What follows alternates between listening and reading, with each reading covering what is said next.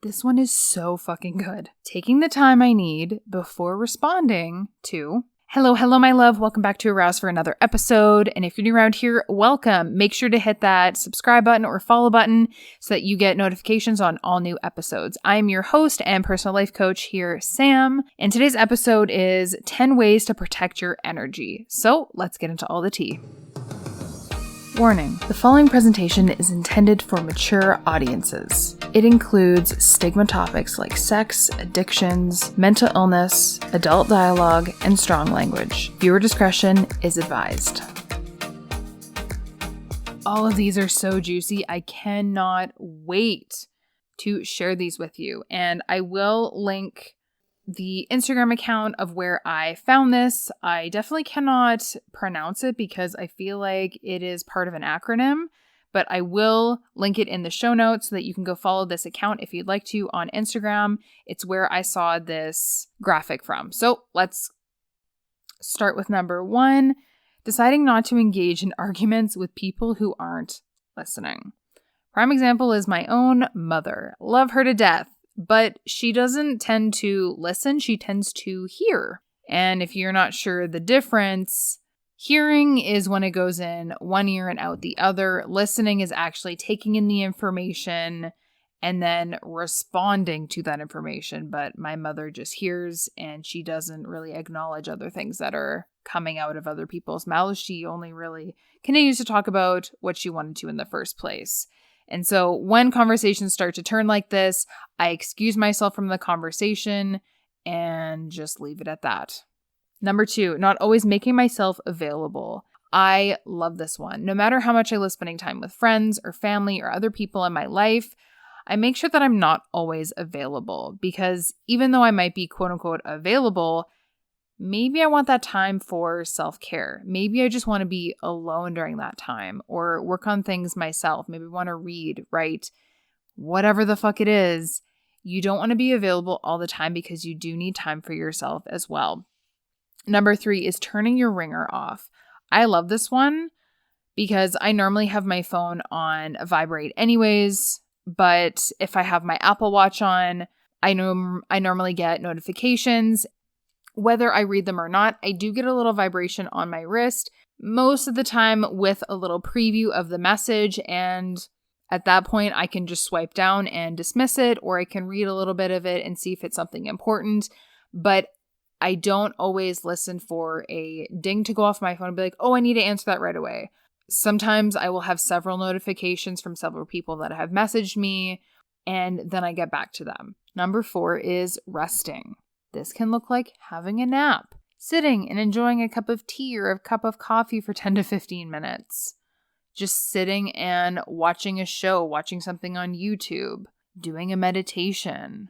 There's so many different ways that you can rest. Another one is having a bath. I definitely love that with my bath salts that I make. Definitely helps me rest and detox my skin. There's so many different ways that you can rest, but make sure that you're doing it for yourself and you're making time for it. Number 5, minimizing my contact with people who deplete me. If you're an empath or maybe you're an extroverted introvert, I am both of these. And I find that in certain social situations, or if I'm just out too much, then I do feel very depleted. And also some people are fucking vampires for me and they just suck the living life out of me. In those instances, I try to limit myself around those types of people or limit certain interactions with people that do that. And there's nothing wrong with this because you do need to protect your energy, you need to protect your time, and you need to protect your mental health and fucking sanity. Because if you're being depleted, you're not going to be fun for anyone, including yourself. I know that when I feel depleted or I'm just feeling very overstimulated in the sense of an interaction has gone for 3 hours straight, I'm like, hey, I need a break, or I just need to end this. Like, I need to go home. I'm overstimulated. I need a break. I need to be by myself. And listening to yourself and limiting your time with these people. Number 6 is taking the time I need before responding to texts, calls, or emails. And this one is so important because we live in a society that's very instant. We're looking for that instant gratification. And sometimes I've had people tell me, oh, well, you didn't respond right away. Is it not important? I'm like, well, shit that I'm dealing with is a little bit more important than responding to you right now, unless it's an emergency, then yes, I will be responding to you right away. However, I do need to take the time that I need before responding to messages. And there's some times where I really just don't want to talk to anyone. And it's nothing personal for that individual. I just don't want to talk to anyone. And I did this actually a week or two ago where I was like, you know what? I just need some space. Like, I'm going through some personal stuff. I need some space. I just don't want the pressure of having to respond to someone in general when I'm not feeling good about myself. I need to really take care of myself right now, and I hope you understand that. And 2 people that I actually said that to were very understanding, and that was wonderful. Even when people aren't understanding, I mean, you could still tell them to go fuck themselves and be like, well, this is a boundary I'm setting for myself. If you don't like it, go fuck yourself. I don't care. If you want to be confrontational about that, not saying you have to, I have had to say that to some people because they are pushers. They are boundary and line steppers, and there's just something about telling someone to go fuck themselves that really does nothing else. And then it gets them to back off. So use that with caution. I don't use it with everyone, but there's certain people that I've dealt with and they've just pushed and pushed and pushed. And I'm literally like, okay, go fuck yourself. And they're like, okay, I'll step back. And that's all you needed to do. But you needed to be kind of an asshole to get them to step off and stop stepping on the line of your boundaries when they should have just accepted it in the first place. But sometimes you have to be an asshole, and it is the way that it is. Number 7, shortening conversations that are going in a negative direction.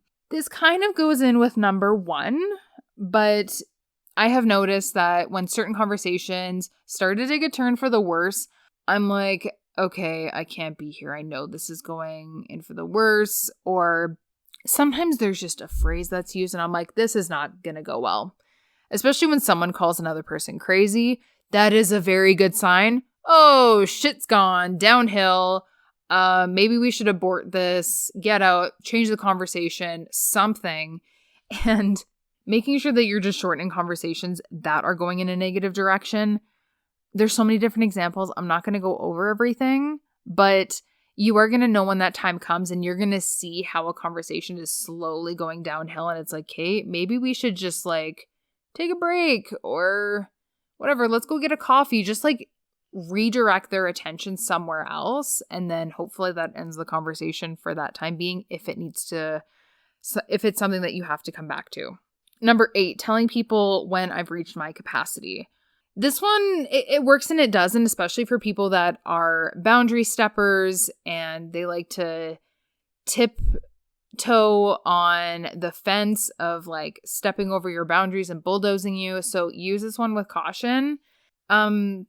There are other ways that you can maybe not tell people that you've reached your capacity, but almost kind of use an excuse. And this is something that my partner actually mentioned to me. He's like, I know you're feeling overwhelmed. He's like, this is something that a friend of mine does. And, you know, maybe you could try this too. Maybe you're just say that you have a headache or say that you have a migraine. And then you can have 10 to 15 minutes to yourself or whatever, an hour. But with stuff like that, you have to be careful because if you use that excuse all the time, certain people are going to catch on. So if you don't want to be super confrontational about it, you can use the odd excuse of having a headache or a migraine or just be like, I'm not feeling very well, but you can't use the same excuse over and over and over again, or the people around you are going to clue in that you're using it as an excuse. And some people are going to take it very well that you're like, you know what? I just need some space. I'm a little overstimulated. Some people understand being an introvert, but other people don't. So kind of use this one with caution. Number 9, taking space when I need to. So this one is like taking space for yourself, similar to resting, but just making sure that you have that alone time and you don't have to be around people all the time. Even if you have kids and a husband, wife, partner, whatever your sexual orientation is, doesn't really matter. If you have a family or just people that you're around all the time, it's okay to not want to be around them because I come home and I'll be downstairs on my couch, on my computer, and my mom tries to have a conversation with me. And I'm just like, Mom, I just saw you at the office. We do work together. I need some time for myself, or it's like, I just need some space. It's like, I really don't want to talk about my day because we were just at the office. And you're allowed to have that. Or similar to the previous one, you can kind of make an excuse and be like, you know what, I'm trying to get some work done. I don't have time for this. Whatever you want to say. Number 10, not doing everything yourself. Whether you are type A or a control freak, I am, and sometimes I like to do everything myself, but at the same time, I don't like to do everything myself. It is so fucking exhausting. And I just don't want to continue to do that all the time. Other people can help out or do things too. It's not always up to you to do everything, and you don't have to do everything. You can have someone help you, or you can outsource it and pay for it to be done. You don't always have to do it yourself. So give yourself a break.